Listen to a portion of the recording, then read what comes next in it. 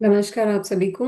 आप सभी का स्वागत है इस नए एपिसोड में, जिसमें हम अध्याय पहले श्रीमद् भगवद गीता के अध्याय पहले के नोट शेयर कर रहे हैं, जो कि मैंने आचार्य प्रशांत जी के श्रीमद् भगवद गीता के लेक्चर से नोट डाउन किए हैं। मैं मेरी खुद की पर्सनल लर्निंग है, सो इसमें लिखे गए हर पॉइंट जो हैं, वो जो उनके लेक्चर्स हैं उसमें से मैंने नोट डाउन किए हैं। तो चलिए आज का एपिसोड स्टार्ट करते हैं और सबसे पहले हम पहले पॉइंट को एड्रेस करते हैं। तो पहला पॉइंट है, आपके उद्देश्य पहले बनते हैं जिनको सिद्ध या फिर सत्यापित करने के लिए तर्क का निर्माण करते हैं। ये तर्क का निर्माण भी हम ही करते हैं, जो स्वयं आपको भी नहीं पता होता। यानी कि इसमें क्या होता है कि आपका जो मोटिव होता है किसी भी पर्पस के लिए, वो सबसे पहले मोटिव बनता है कि आपको क्या चाहते हैं। जैसे फॉर एग्जाम्पल, आप किसी पर्सन से रिलेटेड कुछ भी आपके मन में विचार हैं, ठीक है, तो और आप उस पर्सन के बारे में कोई भी जजमेंट पास करना चाहते हैं, या फिर आप ये निर्णय किसी को बताना चाहते हैं कि वो पर्सन अच्छा है या बुरा है। तो क्या है कि अगर सपोज कीजिए कि आप उसकी अच्छाई करना चाह रहे हैं या उसकी प्रशंसा करना चाह रहे हैं, तो आपका उद्देश्य है उस पर्सन की बड़ाई करना। तो यानी कि उसकी फेवर में वहां पे आपके बहुत सारे तर्क अपने आप निर्माण हो जाते हैं, क्योंकि आप चाहते क्या हैं। आप उस समय ये चाहते हैं कि आप उस पर्सन के प्रति एक बहुत अच्छा मतलब उसका जो प्रेजेंटेशन है बहुत अच्छे प्रकार से कर पाए, तो उसके लिए आप बहुत सारे तर्क वहां पे दे देते हैं, और वो तर्क का निर्माण भी आप ही करते हैं, जो कि आपको खुद ही नहीं पता होता। दूसरे नंबर पे है, वह चेतना विरल है जो तर्कों को काट कर उद्देश्य का सीधा दृष्टिपात कर पाए।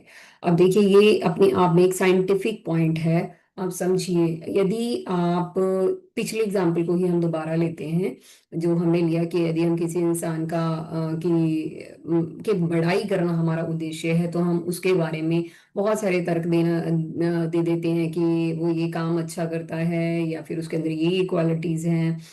तो अगर हम ये तर्कों को छोड़कर सीधा हमारा मोटिव इस केस में क्या है कि उस पर्सन को एक अच्छे लेवल पे रिप्रेजेंट करना, या उस पर्सन की खास इमेज एक टाइप से बनाना।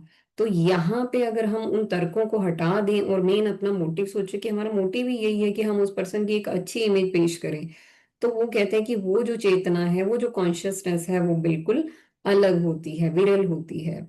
आगे का पॉइंट है कि कर्म का परिणाम देख लीजिए, क्योंकि आप जो चाहते थे उसी कारण वो करते थे।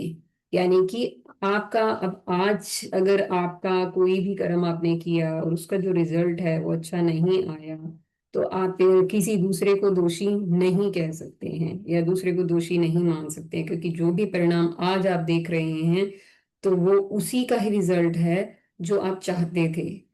इसी और जो आप चाहते थे उसी कारण आप वो सब कर भी रहे थे, और आप अपनी सहमति से कर रहे थे। लेकिन बाद में ये हमारे साथ होता है, क्योंकि एज अ ह्यूमन हम कभी भी इस चीज की एक्सेप्टेंस यूजुअली नहीं देते हैं कि जो भी रिजल्ट आए हैं वो कहीं ना कहीं हमारे ही कर्मों का आउटकम है। बट हम इस चीज को कभी भी नहीं मानते हैं, और हम हमेशा किसी दूसरे को, कोई भी गलती या कुछ भी हमारी लाइफ में कुछ भी प्रॉब्लम होती है, तो हम हमेशा दूसरे को रिस्पॉन्सिबल मानते हैं। और उसके लिए अगेन जो हमारा फर्स्ट पॉइंट है, हमारे पास बहुत सारे तर्क भी हमारे सामने आ जाते हैं, हमारे विचार भी उसी दिशा में मुड़ जाते हैं। तो पॉइंट इज कि जो भी हो रहा है आपकी लाइफ में, अच्छा है या बुरा है, आप उसके लिए स्वयं रिस्पॉन्सिबल हो। कंप्लीट रिस्पॉन्सिबिलिटी आपकी है। अगला पॉइंट अर्जुन से रिलेटेड है। अर्जुन का जो मतलब इस दौरान जो जितने भी श्लोक आए, उन श्लोकों से ये साफ जाहिर हो रहा था कि अर्जुन का असली युद्ध ना करने का कारण उनका मोह था, जो उनके परिवार के प्रति था। लेकिन उसको वो अधर्म की तरह रिप्रेजेंट कर रहे थे, क्योंकि उन्होंने बहुत सारे तर्क श्री कृष्णा को दिए थे कि ये एक वर्ण संकट पैदा कर देगा, और क्षत्रिय होने के नाते ये सब करना गलत है, ये अधर्म है, ये पाप है। और अगर ये युद्ध हुआ तो सारे क्षत्रिय मारे जाएंगे, और अगर सभी क्षत्रिय मारे जाएंगे तो पितृकुल का क्या होगा। तो ऐसे ऐसे तर्क देकर वो इस जो कर्म था उसको अधर्म बताना चाह रहे थे श्री कृष्ण के सामने। सो नेक्स्ट पॉइंट है, व्यक्ति को केवल आत्मा की ओर प्रेम जीत सकता है। मतलब ये इस वृत्ति आप किसे कह रहे हैं, अहम को कह रहे हैं, जिसको हम ईगो भी बोलते हैं। और आत्मा आपकी सोल हो गई। तो उसमें कहा जाता है, अब यदि आप सोल के तरफ झुकाव जो है आपका, यानी कि सोल के प्रति आपका जो प्रेम है, उसी से ही आप अहम को जीत सकते हैं। अहम को जीतना क्या है? उसको उसकी रीप्रोग्रामिंग करना, जितनी भी कंडीशनिंग आज तक उसकी हो चुकी है उस सब की रीवायरिंग करना। क्योंकि जो आप सोचते हैं कि मैं कोशिश करता हूँ बट मैं सच बोल ही नहीं पाता, मैं कोशिश करता हूँ बट मैं ईर्ष्या छोड़ ही नहीं पाता, मैं कोशिश करता हूँ लेकिन मुझे उससे जलन रहती ही है।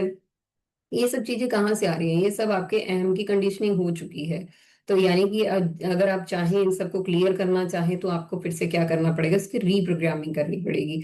तो रीप्रोग्रामिंग के लिए आपका जो तरीका है वो यही है कि जब आप सोल लेवल पे आपका जो अनकंडीशनल लव आपका मतलब पनपेगा या फिर वो जागृत होगा, उसी समय आपकी मतलब वृत्ति वृत्ति का एक तरीके से कहें कि पुनरुत्थान हो सकता है। नेक्स्ट पॉइंट, और इसी पॉइंट को बहुत इंपॉर्टेंट मुझे लगा तो मैंने यहाँ पे इसी पॉइंट को वेरी वेरी इंपॉर्टेंट मार्क किया हुआ है।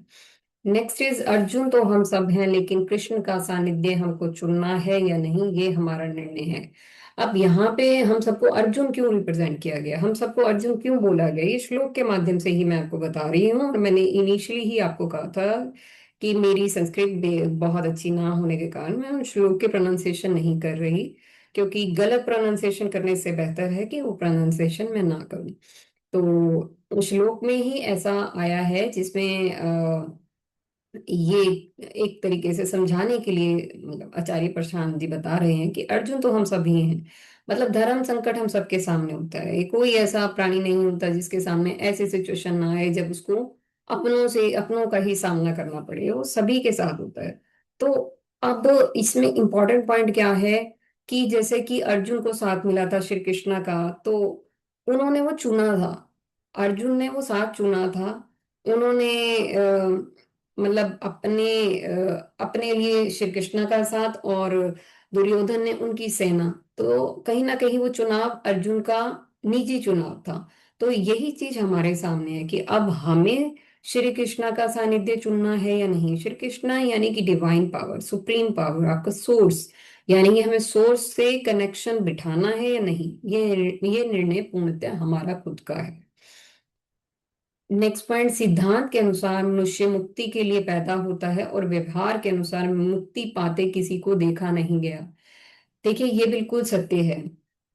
अगर आप किसी स्पिरिचुअलिटी के बारे में समझना शुरू करते हैं या फिर आप अपनी स्पिरिचुअल जर्नी पर हैं, तो आपको ये चीज पक्का बता दी जाती है, या किसी भी एनलाइटन मास्टर की आप जर्नी उठाएंगे तो वहां पर है क्या, ये सोल का आखिरी गोल क्या है, उसका एवोल्यूशन की लास्ट स्टेज क्या है, मुक्ति।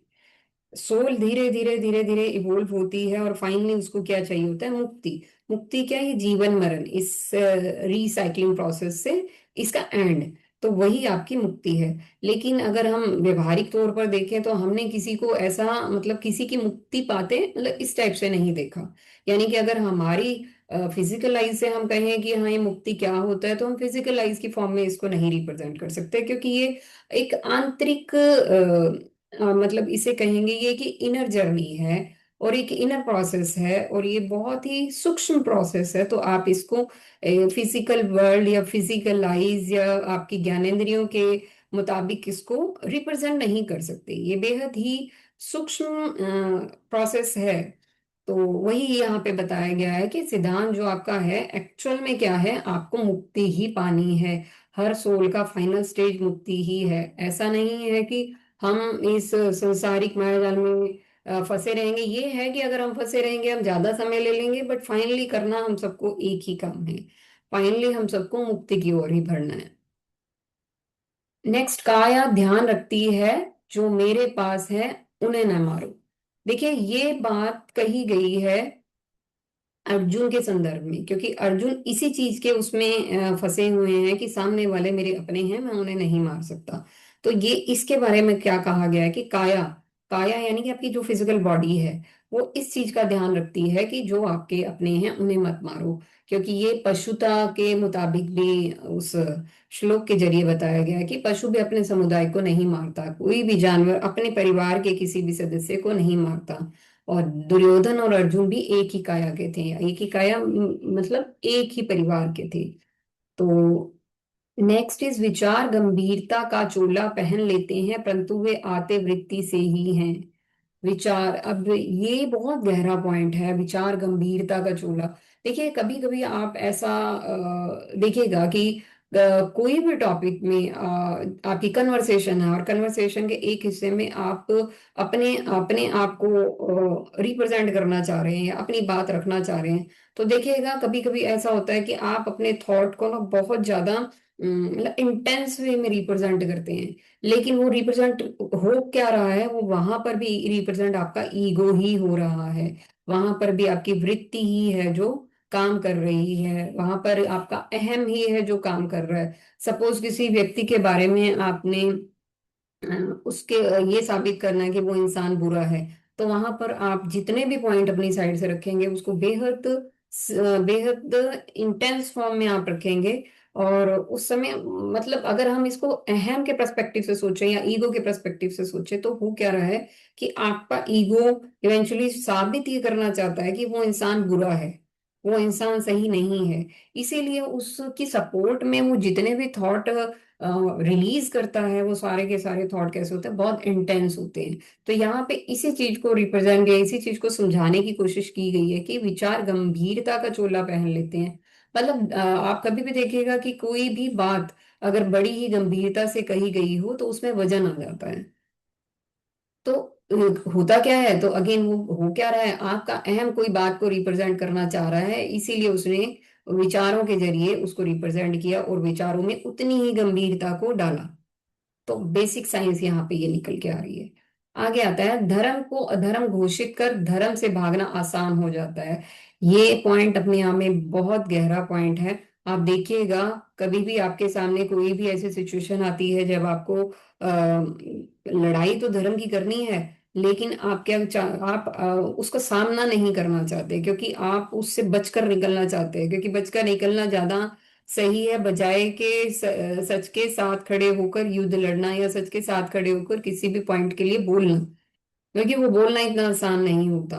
मतलब ये जाहिर सी बात होती है ये कि आप सत्य के साथ अगर खड़े हैं, ऑब्वियसली कि आपकी सपोर्ट, आप धर्म के लिए खड़े होते हैं तो धर्म का फर्ज बनता है कि वो आपको सपोर्ट करे, कि आपके लिए खड़ा हो।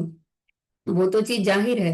बट उस उसको मानना या फिर उस पे विश्वास रख पाना, वो आपकी परीक्षा होती है कि आप क्या उस चीज पे विश्वास रख पाएंगे कि यदि आप सत्य के साथ खड़े हैं तो अब सत्य की रिस्पॉन्सिबिलिटी है कि आपको प्रोटेक्ट करे। तो ऑल्दो ये एक वाइस वर्सा प्रोसेस होता है, आप इधर से करेंगे उधर से भी सपोर्ट आएगा। बट हम उस चीज को सच मानते ही नहीं हैं, इसीलिए हम उस युद्ध में उतरना ही पसंद नहीं करते, क्योंकि हम अपने एक डर से डरे हुए होते हैं कि ये हमने कह दिया तो इसके आफ्टर इफेक्ट क्या होंगे। हमने अपनों के खिलाफ ही बोल दिया तो क्या होगा, तो हमें हमारे को मतलब सब गलत समझेंगे या हमें कोई समझने वाला नहीं होगा, ये बहुत सारी चीजें एकदम से आपको घेर लेती हैं।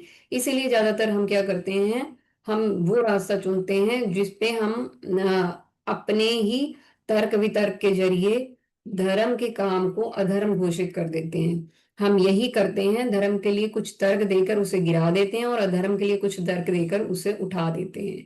देखिए ऐसा ही अर्जुन ने किया था, अर्जुन के जरिए इस चीज को बखूबी रिप्रेजेंट किया गया है, क्योंकि अर्जुन क्या कह रहे थे कि सामने वाले मेरे अपने हैं और अपनों को मारने से अच्छा है मैं खुद मर जाऊं। यहाँ पे उन्होंने क्या किया कि धर्म के लिए कुछ तर्क देकर उसे गिरा दिया, यानी कि यहाँ पे उन्होंने क्या किया कि उससे बेहतर है मैं खुद मर जाऊं। और अधर्म के लिए कुछ तर्क क्या दिए कि अपनों को मारना एक अधर्म है। तो यानी कि अपनों को मारना एक अधर्म है, ये कहकर उन्होंने उस अधर्म को ऊपर उठा दिया। तो ये पॉइंट यहीं से आया था, क्योंकि ऑल्दो ये धर्म और अधर्म की बात जो अ, अर्जुन बोल रहे थे, बोल वो मुंह के तल पर रहे थे, लेकिन उसे रिप्रेजेंट धर्म और अधर्म पे कर रहे थे अभी तक का। क्योंकि पहला अध्याय ऑल अबाउट अर्जुन, इसमें अर्जुना ने जो भी कहा, अर्जुन जो कहना चाह रहे हैं, अर्जुन के मोह को रिप्रेजेंट करता है कि वो मोह माया में फंसे हुए हैं। शुरुआत, पहले श्लोक की शुरुआत से पता चल रहा था कि वहां पे पांडवों की हार को सोचा गया था कि पांडव हारेंगे और कौरव जीतेंगे। तो ये सारा का सारा जो अध्याय पहला है, इसमें अभी श्री कृष्णा का मतलब उनका बोलना अभी शुरू नहीं हुआ। श्री कृष्णा का एक टाइप से जो होता है कि समझाना अभी शुरू नहीं हुआ। अभी बारी सिर्फ अर्जुन की है। अभी अर्जुन अपने तर्क दे रहे हैं। अर्जुन अभी इस माया जाल में फंसे हुए हैं। तो पहला अध्याय आपको पहला अध्याय अगर हम साधारण भाषा में कहें तो ये आपकी रिप्रेजेंटेशन है। ये हम हैं जो इस माया जाल में फंसे हुए हैं, जो माया जाल में फंसने के बहुत सारे तर्क लेकर बैठे हुए हैं, बहुत सारे ऐसे विचारों के साथ घिरे हुए हैं, और बहुत सारा बहुत बड़ा अहम लेकर बैठे हुए हैं जिसकी बहुत गलत कंडीशनिंग हम कर चुके हैं। तो पहला अध्याय अपने आप में बहुत ही इंपॉर्टेंट है क्योंकि ये हमारी कहानी है। तो चलिए, ऐसे ही कुछ इंपॉर्टेंट पॉइंट के साथ हम अपने नेक्स्ट वीडियो में मिलते हैं, जिसमें हम अपने और भी इंपॉर्टेंट पॉइंट को शेयर करेंगे। तब तक के लिए धन्यवाद। वीडियो देखने के लिए भी आपका बहुत बहुत धन्यवाद।